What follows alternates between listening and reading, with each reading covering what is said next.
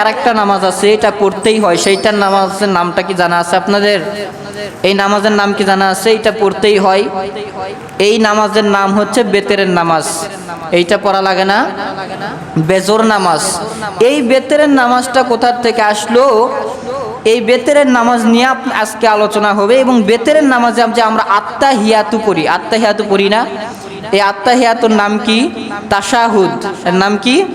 তাশাহুদ। এই তাশাহুদটা যে আমরা নামাজের ভেতরে পড়ি, নামাজের ফরজের ভেতরে, ওয়াজিবের ভেতরে তাশাহুদ পড়তেই হয়। যদি তাশাহুদ যদি মিট যায় তাহলে নামাজ কখনো সহি হবে? এই তাশাহুদ পড়তেই হয়। তাহলে তাশাহুদ কোথা থেকে আসলো? বেতেরের নামাজ কোথা থেকে আসলো? এখন এই দুইটা নিয়ে আমরা আলোচনা শুনব। আল্লাহর নবী রাসূলুল্লাহ সাল্লাল্লাহু আলাইহি ওয়াসাল্লাম যখন বড় হইলেন, বিবাহ শাদী করলেন, হযরতে প্রথম স্ত্রীর নাম কি? হযরতে খাদিজাতুল কুবরা রাদিয়াল্লাহু তাআলা আনহা। এই স্ত্রীকে নিয়ে আল্লাহর নবী অনেক সুখে ছিলেন, শান্তিতে ছিলেন। কিন্তু আপনার আমার নবীর যখন জীবনে একটা ভয়ঙ্কর দিন চলে আসলো, আম্মাজান খাদিজাতুল কুবরা রাদিয়াল্লাহু তাআলা আনহা ইন্তেকাল করে দুনিয়া ছেড়ে বিদায় নিয়ে চলে গেলেন। তো আপনার আমার আম্মাজান ইন্তেকাল করার পরে নবী অনেক পেরেশানের ভেতরে পড়ে গেলেন, চিন্তার ভেতরে পড়ে গেলেন। ওই বছরই, ওই মাসের ভেতরেই তিনার চাচা আবু তালেবও ইন্তেকাল করে দুনিয়া ছেড়ে বিদায় নিয়ে চলে গিয়েছিলেন। নিজের স্ত্রীর পরে সবচাইতে বেশি আল্লাহর নবীকে দেখতো আবু তালেব, কিন্তু তিনিও ইন্তেকাল করে যখন চলে গেলেন, আল্লাহর নবী অনেক পেরেশানির ভিতরে, চিন্তার ভিতরে পড়ে গেলেন। তিনি ঘরেতে বসে থেকে শুধু চিন্তার ভিতরে থাকেন, আল্লাহ এই কষ্টটা আমি কেমনে সহ্য করবো? আমার আত্মীয় স্বজন আর কেউ নাই, আমাকে সাহায্য করার মতন আর কেউ নাই। আমার একটা চাচা সাহায্য করতো, আমার একটা স্ত্রী সুখে দুঃখে সর্ব অবস্থায় আমার সাথে থাকতো, সেই স্ত্রীও মারা গেছে। এরকম যখন তিনি টেনশন করতেছিলেন, সেই সময় ব্রাক নামক জন্তুকে আল্লাহ তাআলা জান্নাত থেকে পাঠিয়ে দিয়েছিলেন। সুবহানাল্লাহ বলেন। জান্নাত থেকে ব্রাক নামক জন্তু, যেটাকে আমরা বলি শবে মেরাজ, শবে মেরাজ আমরা বলি না? আল্লাহর নবী জান্নাত জাহান্নামকে ভ্রমণ করে দেখছিলেন।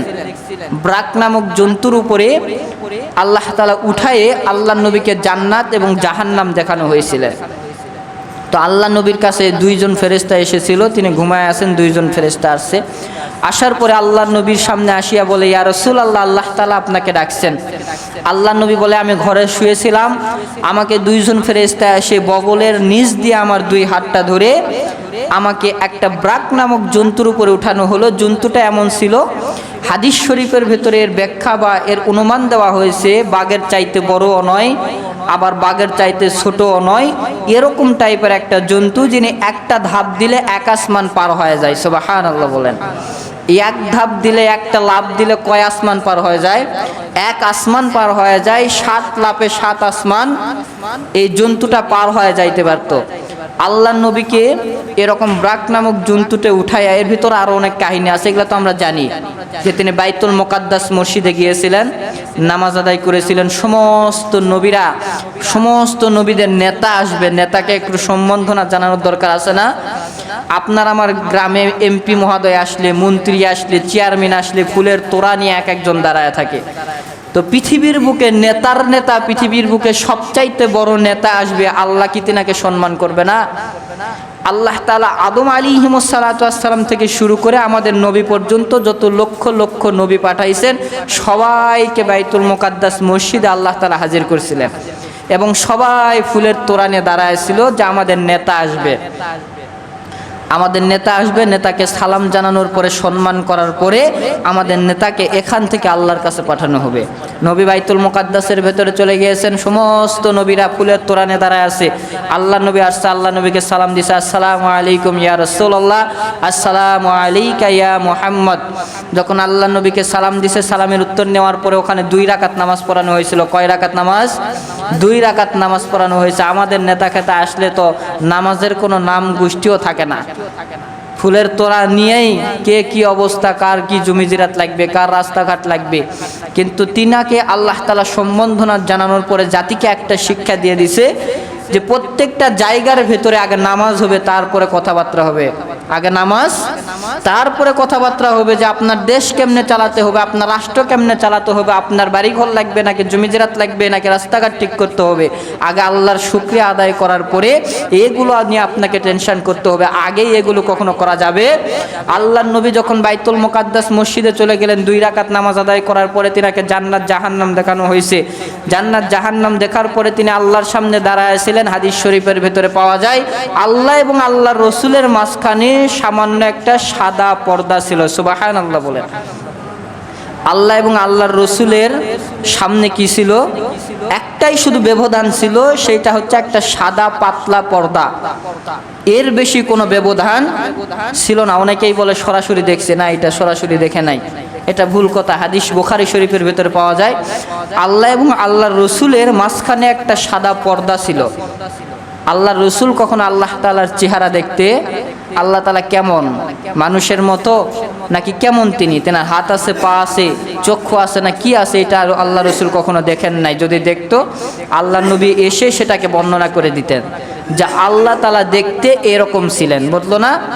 কিন্তু এরকম কোনো হাদিস পাইছেন বা কোনো বক্তাদের মুখ থেকে শুনছেন যে আল্লাহ নবী এসেই বর্ণনা করেছে যে আল্লাহ এরকম দেখতে? এগুলো বলেন নাই। কিন্তু আল্লাহর সাথে কি কথা হয়েছে এগুলো আল্লাহ তাআলা, আল্লাহ রসুল বলছে।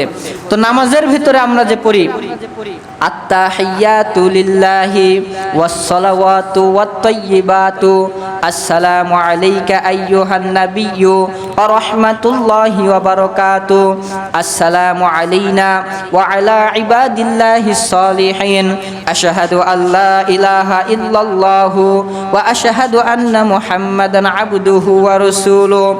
আমরা প্রত্যেকটা নামাজের ভেতরে যে আত্তাহিয়াতু পড়ে থাকি, এই আত্তাহিয়াতু কোথা থেকে আসলো? বিশ্বনবী মুহাম্মদুর রাসূলুল্লাহ সাল্লাল্লাহু আলাইহি ওয়াসাল্লামকে ব্রাক নামক জন্তুর উপরে উঠাইয়া আল্লাহ তাআলা যখন ওই আসমান এবং জমিনের উপরে যখন 7 আসমান পার করিয়া লৌহে মাহফুজ আল্লাহ তাআলার সিংহাসনের সামনে আল্লাহর নবীকে ডাকা হলো। মাঝখানে একটা পর্দা ছিল। আল্লাহর নবী আল্লাহর সামনে যাইয়াই বলে আত্তাহিয়াতু লিল্লাহি, আমার বদনে যত আমল আছে, জিকির আজকার আছে, নামাজ বন্দেগী আছে, সব কিছু একমাত্র আল্লাহ তাআলা আপনার জন্য। আত্তাহিয়াতু লিল্লাহি ওয়াসসালাওয়াতু, নামাজ আপনার জন্য, ওয়াত-তাইয়্যিবাতু, পবিত্রতা আপনার জন্য। এই সব কিছু যখন আল্লাহর নবী সুন্দর করে আল্লাহ তাআলাকে বলতেছিলেন, আমার আল্লাহ তাআলা নিজের জবান দ্বারা বলতেছে আসসালামু আলাইকা আইয়ুহান নাবিয়্যু। জোরে বলেন সুবহানাল্লাহ। এ দোস্ত, আল্লাহ তাআলা সুন্দর করে নবীকে সালাম জানায়া দিলেন, আসসালামু আলাইকুম ইয়া আইয়ুহান নাবিয়্যু।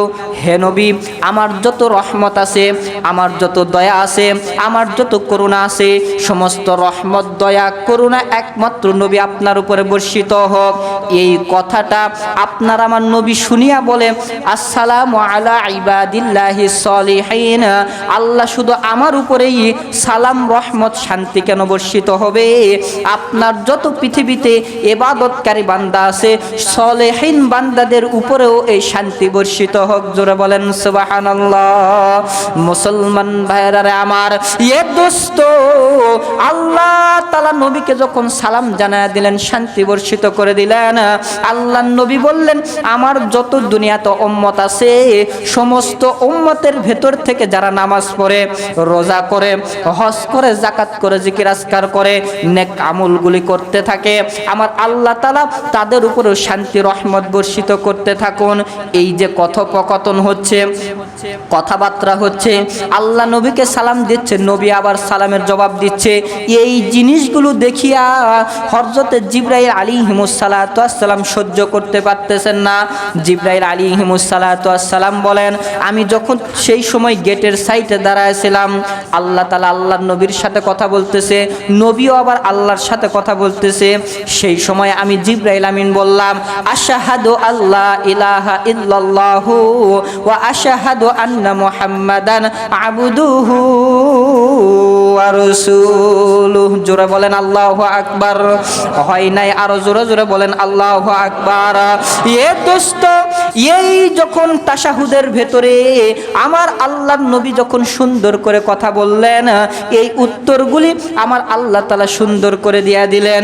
এর লাস্টের দিকে যায় জিবরাইল আমিন সাক্ষী দিয়া দিলেন, আশহাদু আল্লাহ ইলাহা, আল্লাহ ছাড়া আর কোনো মাবুদ নাই আমি সাক্ষী দিলাম, ওয়া আশহাদু আন্না মুহাম্মাদান আবদুহু ওয়া রাসূলুহু, এবং আমি আরো সাক্ষী দিলাম আল্লাহর নবী আল্লাহ তাআলার নবী এবং তিনার বান্দা, তিনি ছাড়া পৃথিবীর বুকে আর কোনো নবী আছে?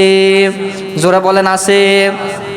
এই তিনজনের কথাকে আমার আল্লাহ তাআলা তাশাহুদ বানাইয়া প্রত্যেকটা মুসলমানের উপরে পড়া ওয়াজিব করে দিয়েছে। জোরে বলেন সুবহানাল্লাহ। প্রত্যেকটা নামাজে তাশাহুদ পড়া লাগে কি লাগে না? এ জোরে বলেন লাগে কি লাগে না? তাহলে বুঝে আসছে এই তাশাহুদ কোথা থেকে আসলো। নবী মেরাজে যাইয়া আত্তাহিয়াতু লিল্লাহি ওয়াস সালাওয়াতু ওয়াত তাইয়্যিবাতু যখন বলছে, আল্লাহ তাআলা নিজের জবান দ্বারা বলে আসসালামু আলাইকা আইয়ুহান নাবিয়্যু, আবার বিশ্বনবী বলতেছেন আসসালামু আলা ইবাদিল্লাহিস সলিহিন। এই সময় আবার জিবরাইল আমিন গেট থেকে বলতেছে আশহাদু আল্লা ইলাহা ইল্লাল্লাহু ওয়া আশহাদু আন্না মুহাম্মাদান আবদুহু ওয়া রাসূলুহু। জোরে বলেন সুবহানাল্লাহ। এই তাশাহুদটা প্রত্যেকটা মুসলমানের জন্য পড়া ওয়াজিব করে আল্লাহ তাআলা দিয়ে দিয়েছে। প্রত্যেকটা নামাজের ভেতরে তাশাহুদ পড়া ওয়াজিব করতেই হবে, মিস দেওয়া যাবে। এখন তাশাহুদ কোথা থেকে আসলো বুঝে আসলো, বেতরের নামাজ কোথা